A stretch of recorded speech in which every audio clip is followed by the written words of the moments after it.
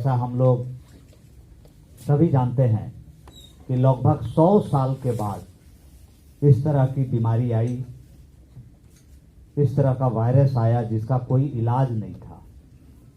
आप याद कीजिए, अप्रैल के महीने का डर का वो माहौल, रोड पर पुलिस का सख्त पहरा, टीवी मीडिया में 24 घंटे कोरोना कोरोना की बातें। लग रहा था एक समय कि शायद पता नहीं इंसानियत का क्या होगा। और उस अप्रैल मई महीने में जो लोगों में अफरा तफरी था, कोई भी नहीं जानता था कि कब इसका अंत होगा, कब लॉकडाउन खुलेगा, कब फिर से जिंदगियां बहाल होगी, कोई नहीं उस समय जानता था। इवन जो हम लोग मेन स्ट्रीम में थे, जो लॉकडाउन अनुपालन कराने के लिए सड़कों पे थे, हमें भी नहीं पता था कि लॉकडाउन कब खत्म होगा।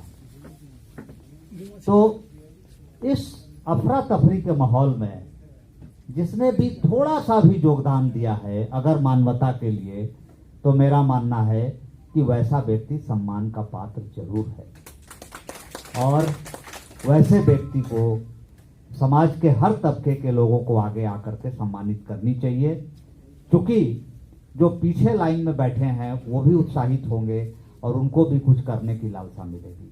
ये सम्मान कोई आपके लिए एक सॉल और एक मोमेंटो नहीं है, बस आपके दिल में ये होनी चाहिए कि जो आपने लगातार कार्य किया है उसकी कीमत कोई सॉल और मोमेंटो में नहीं है। आपकी मेहनत को समाज सम्मानित कर रही है, समाज रिकॉग्नाइज कर रहा है, यही बहुत बड़ी बात है। तो एक बार जोरदार ताली सभी सम्मानित लोगों के लिए। जहां तक हम व्हाट्सएप पे देखे थे एक विषय वस्तु जिस पर हमको लगता है किसी ने भी चर्चा नहीं किया, कि पत्रकारिता की साख, यही है ना आपका विषय वस्तु, पत्रकारिता की साख और पत्रकारों की सुरक्षा, ये विषय वस्तु था इनका, इस सेमिनार का, जो इनका वर्कशॉप था उसका। तो चूंकि अब समय काफी हो चुका है, मैं इसमें एक लाइन कहना चाहूंगा कि पत्रकारिता एक बहुत ही नोबेल प्रोफेशन है। पहले दिल से पत्रकार, जो स्मॉल एवं छोटे ग्रुप के पत्रकार हैं, मन से ये भावना हटा दीजिए कि मैं कोई बड़ा ग्रुप से नहीं जुड़ा हुआ हूं, क्योंकि पत्रकार पत्रकार है, चाहे वो टेलीग्राफ का हो, हिंदुस्तान टाइम्स का हो, या एक लोकल चाईबासा न्यूज चैनल का हो। पत्रकार पत्रकार है, उसकी अपनी गरिमा है। पत्रकारों की पत्रकारिता पैसे से आकी नहीं जा सकती है। आज समाज में कुछ फ्रंट लाइन पत्रकार हैं, उनकी मासिक सैलरी अगर आप सुन लेंगे तो लगेगा कि किसी पदाधिकारी का भारत देश में उतना सैलरी नहीं है। तो अमीरी गमीरी गरीबी अलग चीज है, लेकिन जहां तक पत्रकारिता की साख की बात है तो ये निर्भर करता है उस व्यक्ति के कार्यकलाप पर। और मेरा मानना है कि फोर्थ स्तंभ का साख बनाए रखने की जिम्मेवारी आप सभी पत्रकारों के कंधे पे है, क्योंकि आप अगर साख बनाए रखते हैं, साख का मतलब न्यूट्रल न्यूज देना, कभी बायस्ड होकर के कोई न्यूज नहीं देना, किसी व्यक्ति विशेष के लिए कोई काम नहीं करना। आप समाज के आईना हैं, तो जो सही चीज है वो समाज के सामने रखिए। अगर आप सही चीज समाज के सामने रखते हैं तो हम समझते हैं कि पत्रकारों को सुरक्षा की चिंता होनी ही नहीं चाहिए।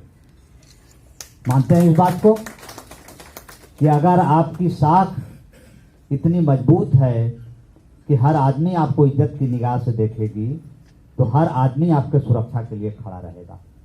इसीलिए मैं उम्मीद करता हूं कि इस तरह के आयोजन आगे भी होते रहें और डायलॉग होनी चाहिए, बात होनी चाहिए। डेमोक्रेसी में डायलॉग का कोई विकल्प नहीं है। डेमोक्रेसी में हमेशा वार्ता जरूर होती रहनी चाहिए और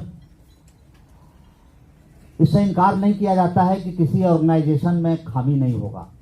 हर ऑर्गेनाइजेशन में कुछ कमी, कुछ अच्छाइयाँ, कुछ बुराइयाँ दोनों होती हैं, लेकिन हमें गांधी जी का वो शब्द याद रखना है कि everybody is a mixture of good and evil, but we should always try to develop good things in himself and others. मतलब हुआ कि प्रत्येक व्यक्ति अच्छाई और बुराई का मिश्रण है, लेकिन हमें हमेशा कोशिश करना है कि अपने में और दूसरों में अच्छाई डेवलप करें। क्योंकि अगर 100% अच्छा हो गया तब तो भगवान हो गया, तब तो आदमी हो ही नहीं सकता है। और हम लोग सभी इंसान हैं, भगवान तो है नहीं। तो इसीलिए अच्छाई बुराई हर आदमी में भी है। इसलिए बुराई को पीछे छोड़ते हुए अच्छाई की तरफ आगे बढ़ना है। और कोरोना काल अभी खत्म नहीं हुआ है, हमें मास्क और 3 गज दूरी बनाए रखना है। और इस कार्यक्रम के आयोजन जिन सभी लोगों के द्वारा इतने शॉर्ट पीरियड में काफ़ी मेहनत करके प्रीतम और उनकी पूरी टीम के द्वारा की गई, मैं जिला प्रशासन के तरफ से इस पूरी टीम को बहुत बहुत बधाई देता हूं। साथ ही साथ वो सभी समाज सेवी और सभी प्रबुद्ध नागरिक, प्रभाकर जी, दीपक भलोटिया, कन्हैया उपाध्याय जी को बहुत दिन के बाद देख रहा हूँ, लॉन्ग गैप के बाद। ये सब लोग जो सहयोग दिए हैं अगर इस टीम को, तो मैं इन सबों को भी धन्यवाद दूंगा कि इस तरह की रचनात्मक कार्यों में आप सबों ने सहयोग दिया। एक बार पुनः पूरे टीम को बहुत बहुत बधाई। जय हिंद, जय भारत।